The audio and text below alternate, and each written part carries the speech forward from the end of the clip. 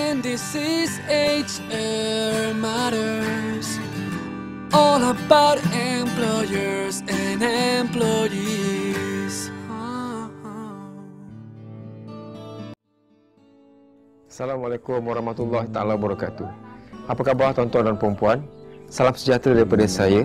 Dan hari ini kita akan berbincang dalam Sembang HR tentang satu kes yang menarik, iaitu kes Ugut.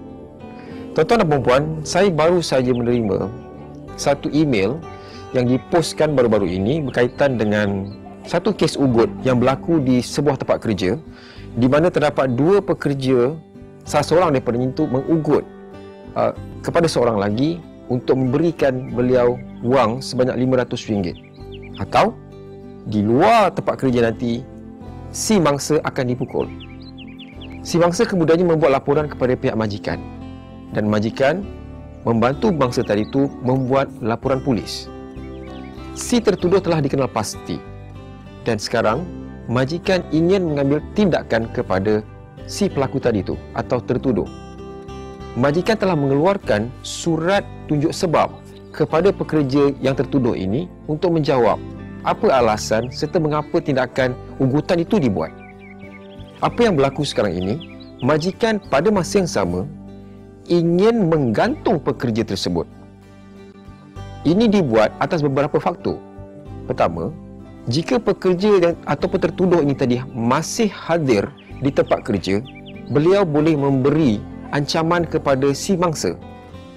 Yang kedua, tertuduh ini juga boleh mengganggu gugat saksi-saksi yang terlibat ataupun bukti yang ingin ditonjolkan di dalam penyiasatan tersebut.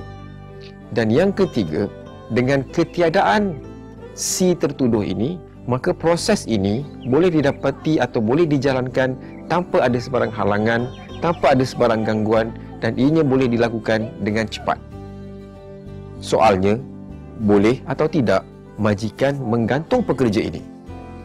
Jawapan ini boleh kita kupas dan kita jumpa di dalam Akta Kerja 1955.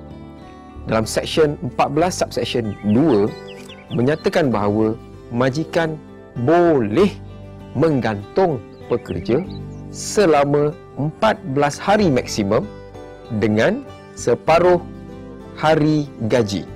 Maknanya, dalam tempoh 14 hari itu, gaji yang dia dapat bagi setiap hari dibayar separuh.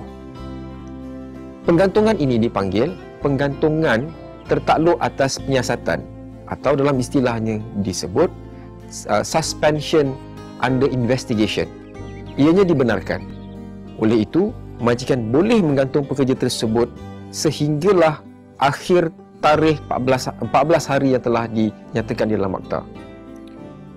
Jadi, apa akan berlaku selepas itu?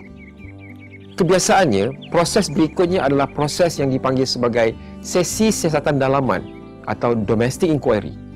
Domestic inquiry ini juga tertakluk kepada alasan yang dijawab oleh pekerja atau tertuduh tadi itu melalui surat tunjuk sebab yang dikemukakan oleh majikan. Sekiranya alasan itu munasabah dan diterima oleh majikan sebagai alasan yang bagus, maka tidak perlu diadakan domestic inquiry atau siasatan dalaman. Tapi jika alasan itu tidak munasabah, maka domestic inquiry akan dijalankan. Dalam proses domestic inquiry, tertuduh tadi akan diberi peluang untuk menjelaskan, membela diri dan menyatakan kenapa tindakan tidak boleh dibuat ke atas dirinya. Apa sahaja penjelasan yang diberikan akan dipertimbangkan oleh majikan, dan akhirnya nanti majikan akan membuat keputusan atas dasar-dasar yang ditunjukkan atau bukti-bukti yang dikemukakan sama ada pekerja ini bersalah atau tidak. Dan akhirnya juga majikan akan mengeluarkan jenis hukuman yang paling sesuai kepada pesalah tersebut.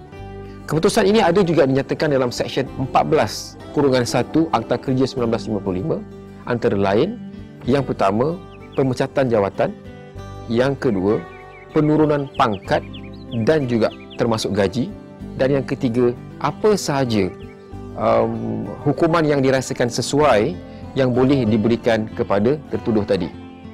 Sekiranya tertuduh itu didapati tidak bersalah, maka majikan akan membayar semula setengah hari gaji yang telah dipotong ketika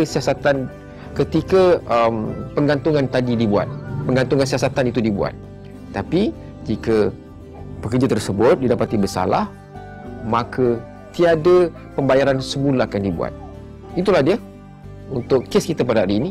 Kes berkaitan dengan ugutan, kes berkaitan dengan penggantungan pekerja, kes berkaitan dengan surat tunjuk sebab dan cara mana domestic inquiry itu dilaksanakan untuk menjatuhkan hukuman. Sebarang soalan ataupun pertanyaan, tuan-tuan dan puan-puan boleh kemukakan di FB saya, SMC Consulting, Syamsul Rijal Jamil, seperti yang tertera di bawah.